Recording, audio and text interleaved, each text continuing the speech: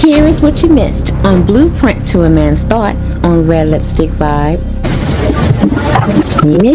It can be trouble in the house, but you can bring peace in the house also. And brother, you didn't. Brother, can you take over? Yeah, I got you, sis. No problem. Fellas, thoughts on the clip? Let's start with Nino and work our way around. Nino, what's your thoughts, man? On OG Pops, kicking that OG lingo. I don't knock married people giving advice on what you should do to find love. But if I'm being honest, I think it's like somebody won the lottery and they're trying to tell you how you're going to win the lottery. You know what I'm saying? I think it's a lot of luck involved. Wow. You know what I'm saying? I really do. I really think it's a lot of luck. Good point. Great analogy. Great analogy. I think it's right. That would work for you may not work for the next person. We're similar, but we all kind of different. And who we dealing with is different. You know what I'm saying? Who we run into is different. So it's like if you find it, cool. You know what I'm saying? If you play your numbers and you win, you know what I'm saying? Hey, protect your money. You know, make your right investments. Do what you got to do.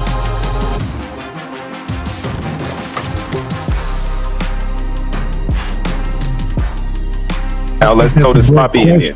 Yep, that's why I think that's a great question that he asked. What is she sorry for? Because that's what I'm saying.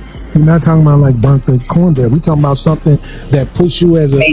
Okay. How many things can women do to put you in a vulnerable state where you feel like you need an apology? You need them to be accountable about something. Most things that they do, we brush off anyway. So that's what I'm saying. If it's something that I feel like it requires you to take this accountability on, it's something, right? And are you leaving her if she don't? Probably not. So that's what I'm saying. Like, but we know how hard it is. Trend is, what's your culture? Trinidadian. Okay. Would you say that, and I don't want to mess it up, so I'm just going to say, would you say that women from Trinidad have a problem with accountability the same way? Yeah. Okay. Yeah. So you had the same experience. So now, what different, are you just going to keep replacing women? Because none of these motherfuckers don't want to take accountability. It's more than even getting yourself in a position to say I'm replacing a woman every other month, right? Every other month I'm not replacing a woman because I'm not engaging with a woman or spending enough time. Because day one you start seeing the bad behavior, you already know this gonna be a stab and go, right? I mean, I'm not investing that enough time, so we end up in a scenario where you're emotionally invested. So you're looking at how like what you did was fucked up. And you're sitting there like, well, you're not gonna apologize or you're not gonna feel some type of way about it, right? You got to be a little bit more proactive in areas like that. You know, because at the end of the day, your investment is going to be your heart and your mind, your soul, and your body, and your energy. Absolutely. And when you protect that, you just ahead of the game. You know, instead of playing from the back end of the ball game, yours on the front end. So how much time in, and this is just a generalized question, how much time in can you be before you have that emotional connection that will stop you from walking away? I didn't hear the last part. How much time in will you be before you have that emotional connection? 3 months, 6 months, a year, 2 years? Like, how long do you think in general do it take to get the emotional connection? Depends on the individual, honestly. That's true, but that's what I'm saying. It absolutely depends on the woman. Some women are kind of a little bit more stiff. Mm-hmm. Some women are a little bit sweeter on it. So a lot of times you realize that a woman open you up for you to expose your emotion. Like I'm not a person that walks into a relationship like, hey baby, let's go to the mall.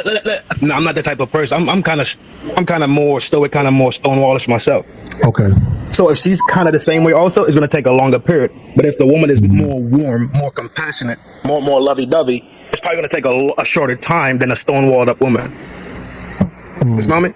Because now she's giving you a part of her. So now in just fair trade, right? And let's say we trading fairly, then you would start to open up and give her a little bit more of you. Right? Yeah, because a lot of things that I see people, like I've seen guys on these red pill shows say, if she raised her voice, leave. You know what I'm saying? I think that's wild. You know what I'm saying? Like, damn. So her voice went up an octave. That's a red flag. Leave. And it don't matter how long you've been with her. 6 months to 6 years. She raised her voice. It's over. fuck them kids, fuck, That's childish. fuck these bills. Like, you see what I'm saying? So that's why I feel like It's pretty black and white. It's pretty black and white. But that's why he said that's why I say, if I'm looking at it and I'm on one hand, we telling women don't be delusional, understand what you're getting from men. In general, this is how it's gonna be. Blah blah blah. Then we got to be willing to do the same thing. So I'm saying, from a general standpoint, I know women hate accountability. They hate it. They hate having to say that they're wrong. They hate having to say that a man is right. Probably more so than they even hate having to say that they're wrong. They don't like saying the words "I'm sorry" and none of that other stuff, really. And when they do, it's on some manipulation, tears type shit, right? They don't like doing it from a genuine point. I know that's in general to women. So that's not something that I'm going to leave my woman over, especially if her reconciliation for that lack of verbal accountability is a blowjob. I ain't going nowhere. That ain't always gonna work, man. You keep saying that shit, you pissing me off. Yes, it is. It's gonna work every time with me. That's like a secret weapon. Like, she knows she could do whatever under the sun. It's just manipulation to at the end of the day. You know, she can do whatever. Exaggerated. It's not whatever. That's what I'm saying. I mean, that's her secret weapon. That's her go-to. I mean, you used as your example means that she stayed out with the young ladies until 1:30 when the curfew is 12. That's kind of whatever. Got a jail-free card. Like, that's a whatever though. You don't think so? Yeah. She can get away with murder basically because that has a lot of undertones to it. The fact that you have to keep going to the extremity of murder shows that you are wrong. How? Boy, not in the figure. I wasn't there, right? I wasn't there. Not in a literal sense. I wasn't there. I don't know. Right? Like, man, I heard this dude say something in the video earlier. I got to make sure I downloaded the short. If I didn't, I'm going to be mad.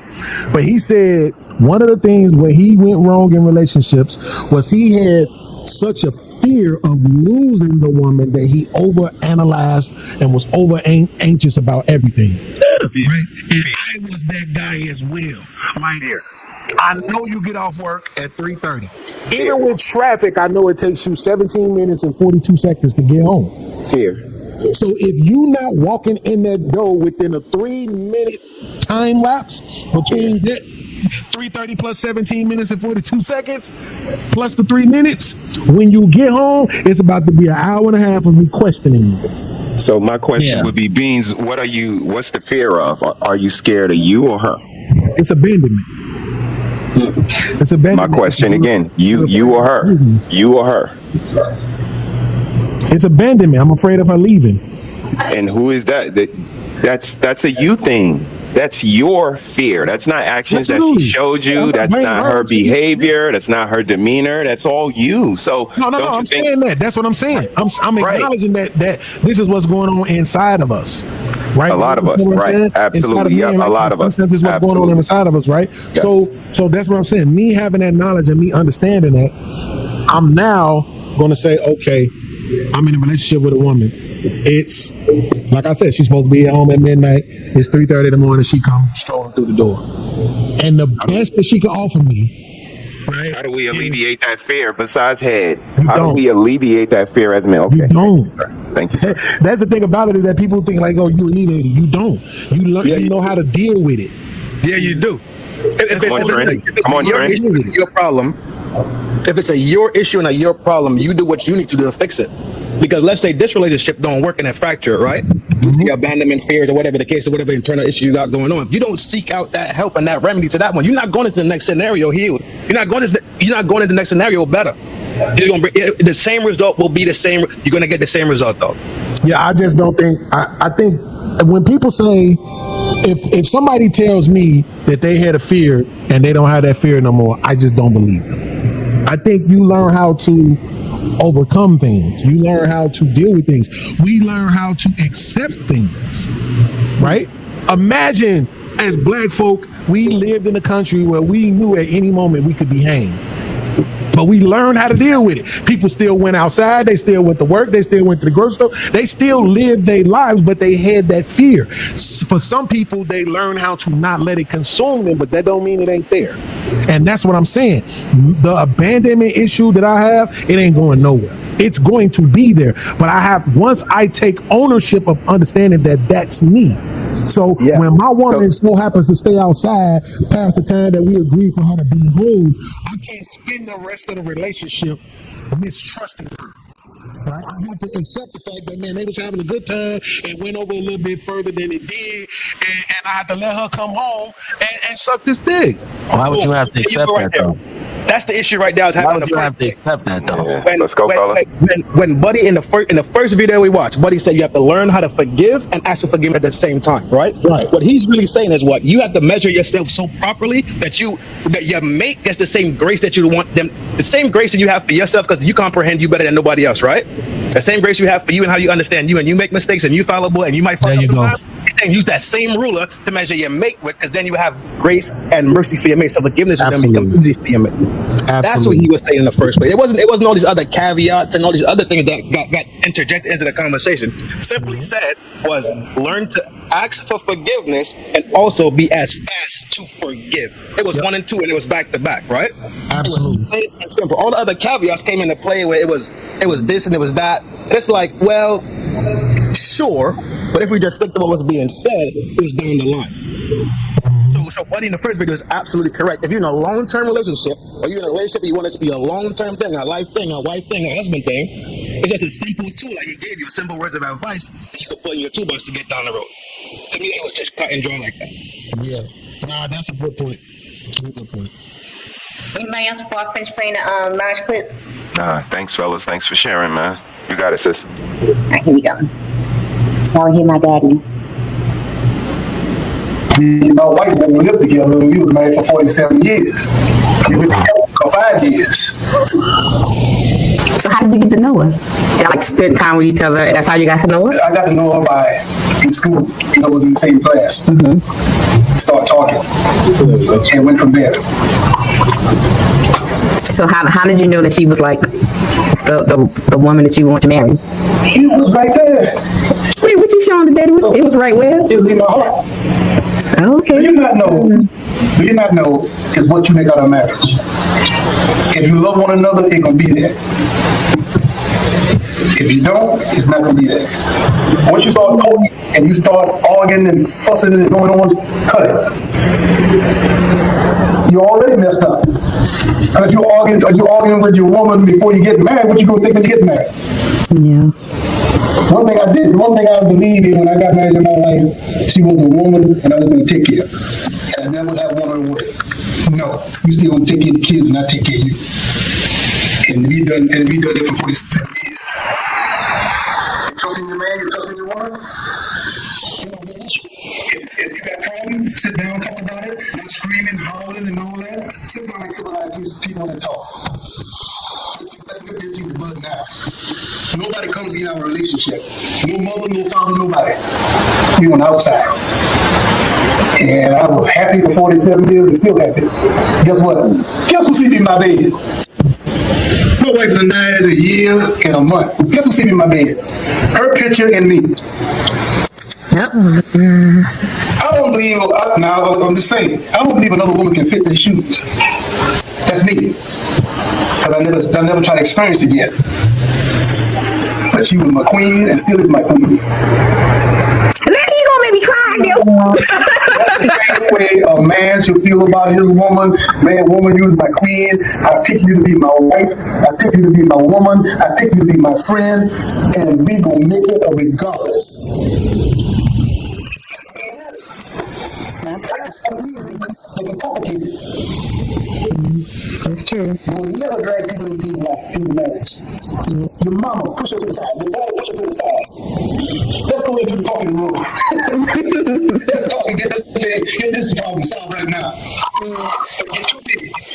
Y'all know what I'm doing, sister? Y'all know what I'm doing, brother? Yep. If you pick that woman pick you, regardless. Yeah. It can be trouble in the house, but you can bring peace in the house also. And brother, you know.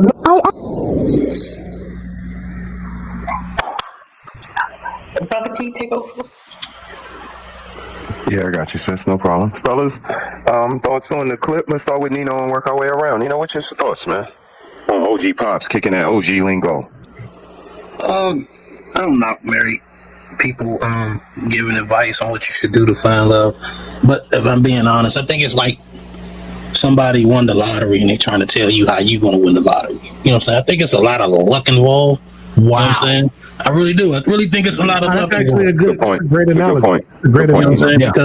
Because what's right and what worked for you may not work for the next person. We similar, but we all kind of different. And who we dealing with is different. You know what I'm saying? Who we run into is different.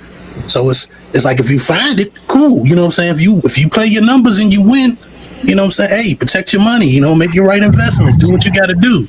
But as far as if you find it, I don't know if there's because to me, the people that's married and they get this advice, nobody was like giving them advice like that. You know what I'm saying? They didn't follow a book. They just ran into something and like his story sounded like he just, hey man, I found it. It was in my heart. Nobody had to explain that to him. It's natural, right?